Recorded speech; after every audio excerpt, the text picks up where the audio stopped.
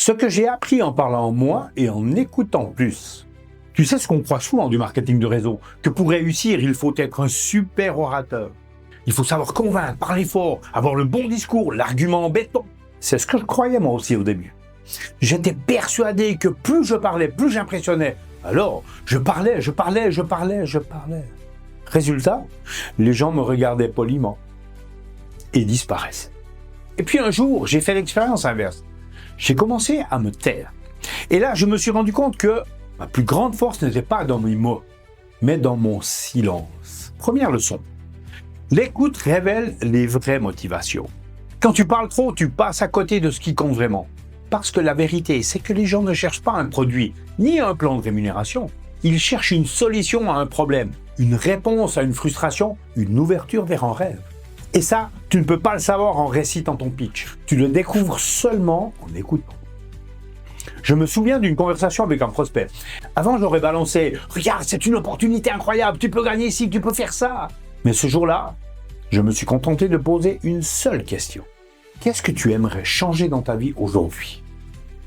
Silence. La personne réfléchit et elle me dit « J'aimerais juste avoir un peu plus de temps pour mes enfants. Je travaille tout le temps et je les vois grandir sans moi. » Et là, j'ai compris. Ce n'était pas une question d'argent, c'était une question de liberté de temps. Et tu crois que mon pitch aurait touché ça? Non. Mais mon écoute? Oui. Mets en commentaire si tu as déjà vécu ce genre de situation.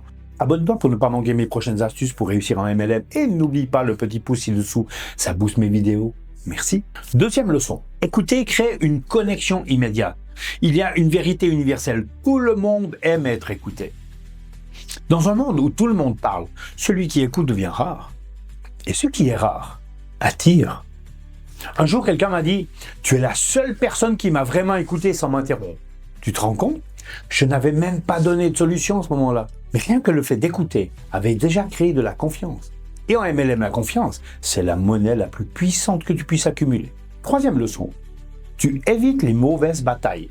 Quand tu parles trop, tu essayes de convaincre tout le monde. Et au final, tu perds ton énergie avec des gens qui n'ont aucune envie de bouger. Mais quand tu écoutes, tu repères très vite les signaux. Tu sais qui a un vrai désir de changement et qui n'en a pas. Tu sais qui est ouvert à une opportunité et qui fait juste semblant. Et ça te fait gagner un temps fou. Parce qu'au lieu de courir après 100 personnes, tu concentres ton énergie sur les 10 qui comptent vraiment. Quatrième leçon. Écouter t'apprend aussi sur toi-même. Ça, je ne l'avais pas anticipé. Quand tu écoutes vraiment, tu entends non seulement les autres, mais aussi tes propres réactions. Tu découvres ce qui t'inspire, ce qui t'énerve, ce qui t'attire. Et petit à petit, tu affines ta manière de travailler. J'ai découvert que je ne voulais pas convaincre des sceptiques, je voulais accompagner des gens motivés.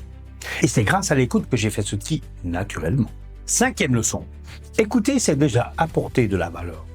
Parfois, les gens n'ont pas besoin d'une solution immédiate, ils ont juste besoin d'être entendus. Et le simple fait de leur donner cet espace, c'est déjà énorme.